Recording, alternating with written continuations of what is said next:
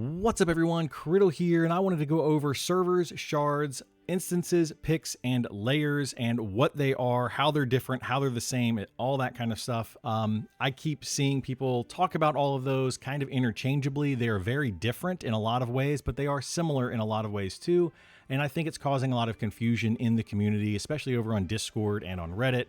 But I've also seen people in-game talk about this, and people are just like, well, what do you mean by instance? What do you mean by this or that? So yesterday, if you are not aware, there was a server merger. Pretty much every East Coast server merged into one, and every West Coast merged into one.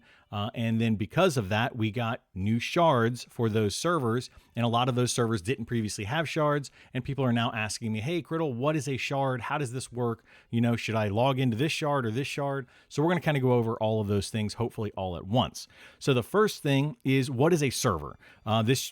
Most people, I think, understand this, but a server is going to be the individual names. So Black Moon, Black Moon, Black Moon, those are all one server. Stormona, one server, etc. So the name is your server, and on a server, each server is basically separate. The character that you create on a server is locked to that server, and it cannot go to any other server unless they do something weird later on, but right now it is locked to that server, and there's no way to transfer. So that is basically what a server is and how that works. Next to that, however, is a number. That number represents your shards. And shards, I made a couple of notes over here so I can make sure I cover everything. Hopefully I do. Shards are the numbers next to each of the servers. Shards are copies of the specific server. So in this case, Black Moon 0, Black Moon 1, and Black Moon 2 are literally just copies of each one. And if you have a character on Black Moon, on any Black Moon server shard, you can switch to any other Black Moon shard.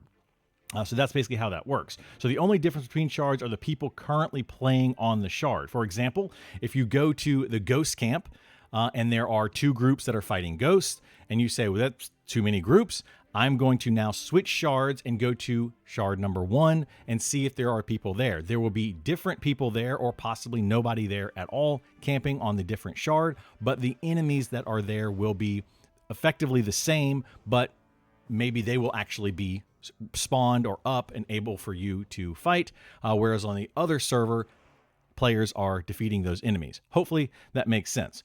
So you can move freely between the shards by logging completely out of the game and then coming back in. So when you log out, you'll come back to the character select screen, the server select screen, and you just choose a different shard, and then you can log back in, and you can do this right now as much as you want. There is talk about in the future possibly making a timer on that where you can only switch once every so often. I think one of the things people were talking about is 3 times per hour or something along those lines.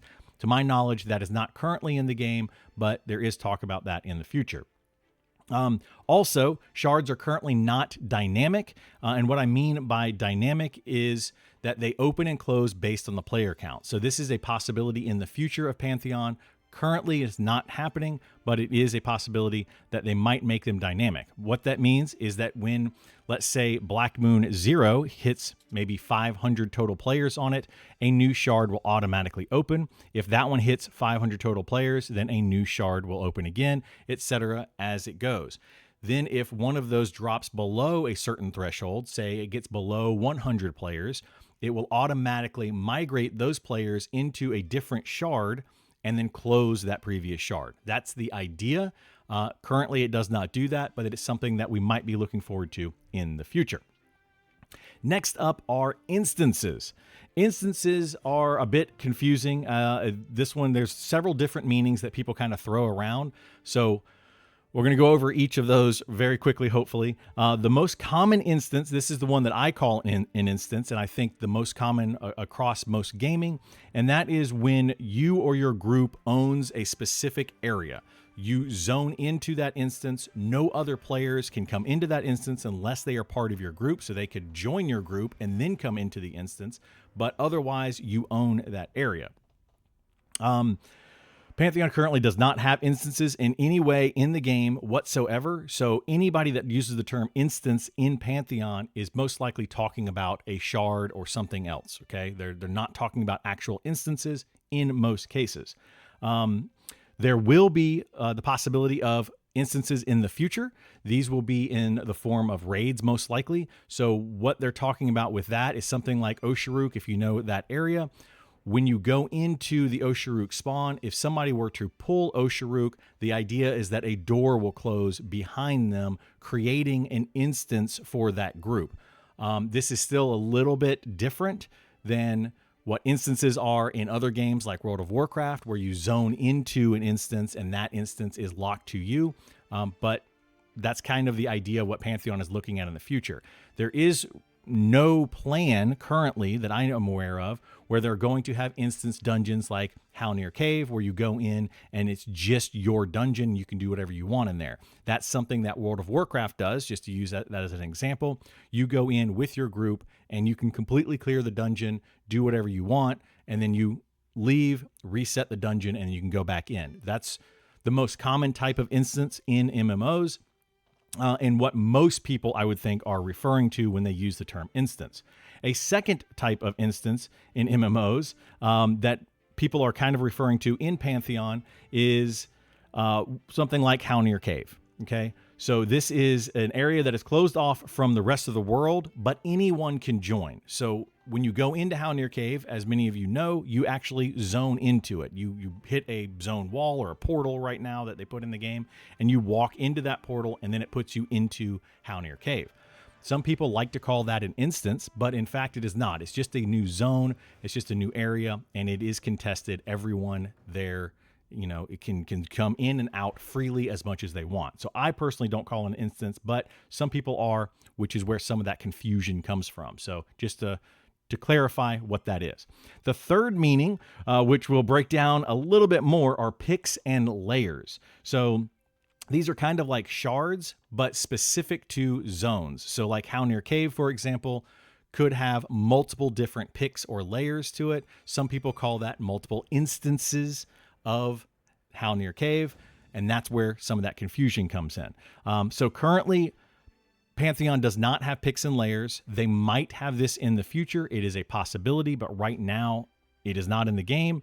But I did want to go over it a little bit because it's something that EverQuest does. They do picks, and then World of Warcraft does. They do layers, and they might put something like that into this game in the future. Rather than having select shards, you will have picks and instances of the very highly contested areas where there's, you know, high population, where, you know, think something like Halnir Cave, where there's just 50 people that are trying to camp Ghost all at the same time. It'll just make multiple different picks, layers, or instances of Halnir Cave.